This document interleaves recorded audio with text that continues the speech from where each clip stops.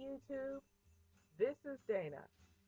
Merry Christmas on this fabulous Fitness Friday.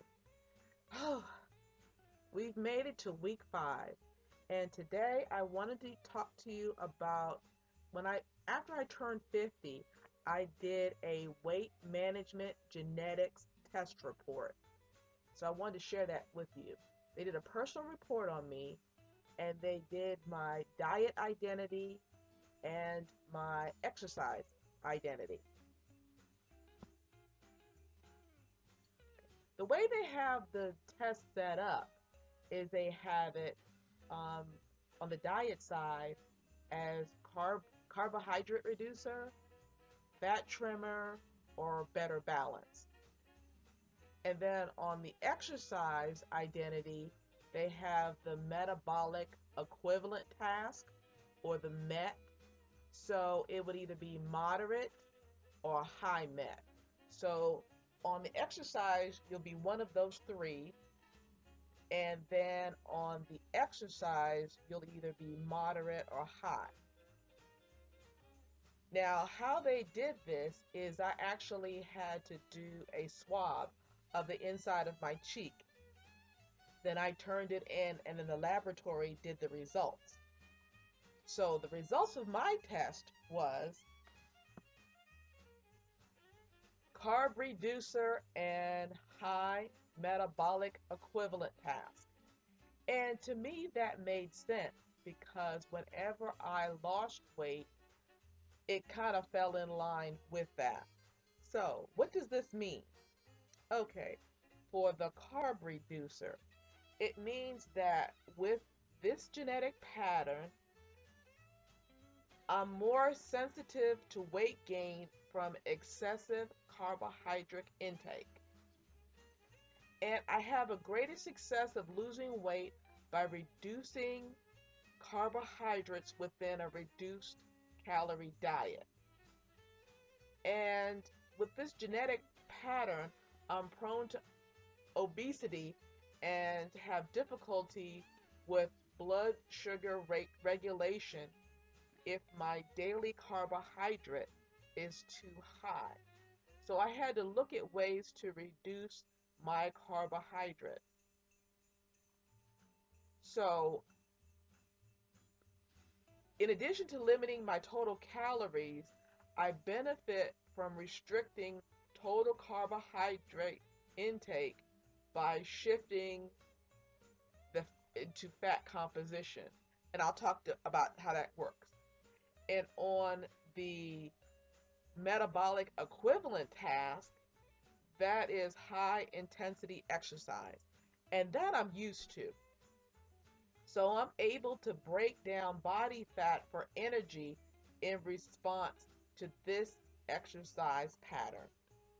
And of course, this makes sense to me. So my DNA genetic testing just confirmed it. All right, so based on my genes, my carbohydrates should be 30 to 45%. And my fat should be 40% or less. And my protein should be 15% or more. So for the carb reducer, I had to look for ways to figure out how that composition would be.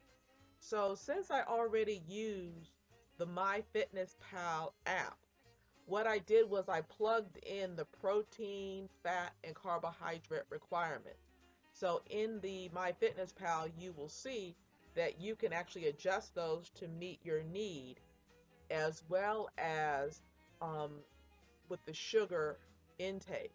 And if you notice, when you exercise, all the numbers go up as far as your allowance. The only thing that doesn't move on mine is the sodium. I leave that at 1,500 milligrams. So because I'm very sensitive to sodium.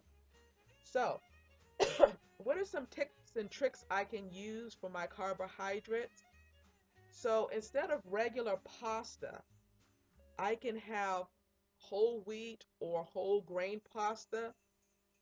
I can have spaghetti squash or I might be pronouncing it wrong, shirataki noodles.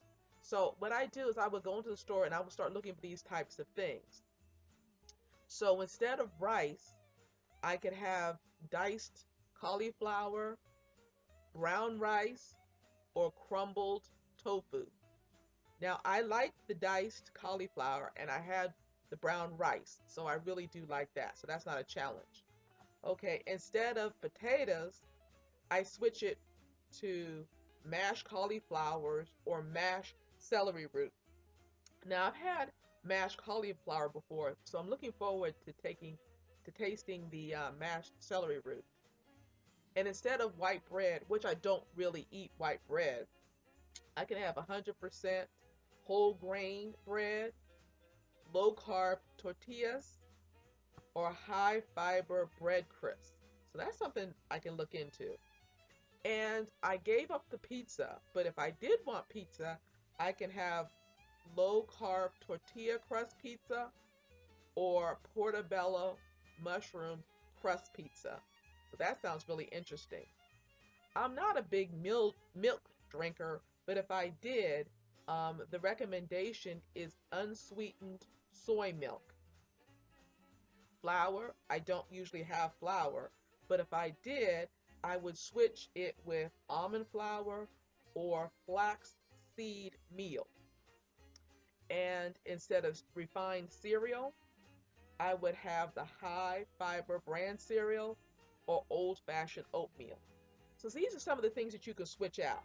And of course, for your juice cocktails, I would have the fruit juice with no added sugar. Now again, when I plug what I eat and drink in the MyFitnessPal, it actually shows me how much um, proteins, fats, carbohydrates, sodium, and sugar, as well as calories that I am burning. So I'm looking at all of that. Now let's look at the Met. Okay, for me, now remember, I'm high intensity. So what I'm looking to do is to get a weekly score of 13 plus. And I should be looking for intensity of 6 plus Mets. And that should be done at least 3 times per week.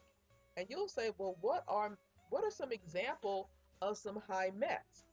Well, let me give you an example. Doing a 10-minute doing a 10-minute mile is 10 Mets. Light jogging is 7 Mets.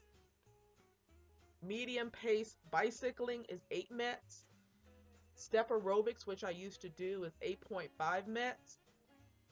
Tennis is 7 Mets. Rowing is 12 Mets. I think that's the highest one I see here. Swimming, the breaststroke is 10 Mets.